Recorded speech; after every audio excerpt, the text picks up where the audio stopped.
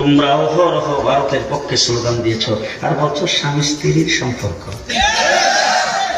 আচ্ছা, যখন বলছো স্বামী স্ত্রীর সম্পর্ক তখনই আমরা বুঝছি যে আমাদের মেয়েটা প্রেম করছে।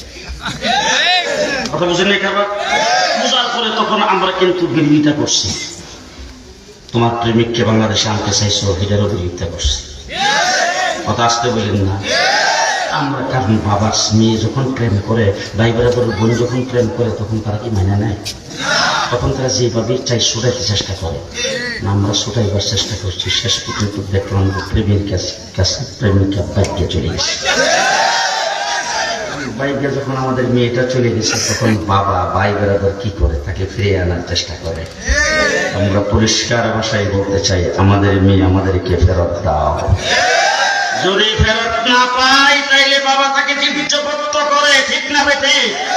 বাবা তীর্য হয়ে গেলে যেমন সম্পদের মালিক হয় না, বাংলাদেশে কোনদিন আওয়ামী লীগ ফিরে আসতে পারবে না।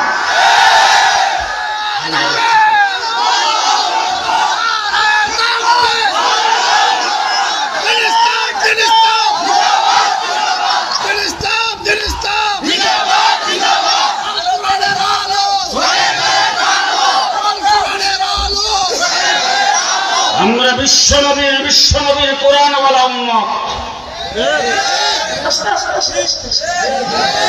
জি, হযরত মুসা আলাইহিস সালামের নাম শুনছেন না?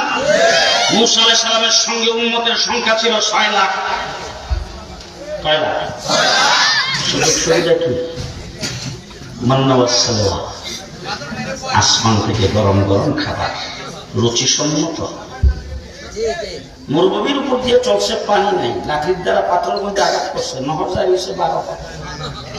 সাগরের পাড়ে দাঁড়াইছে, লাঠি দিয়ে বাড়িয়েছে রাস্তা, সাগরের মধ্যখান দিয়ে পানির দেওয়াল।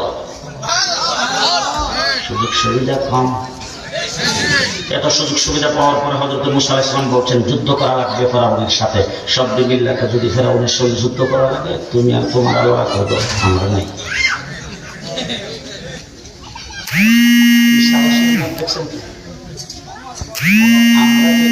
আমাদের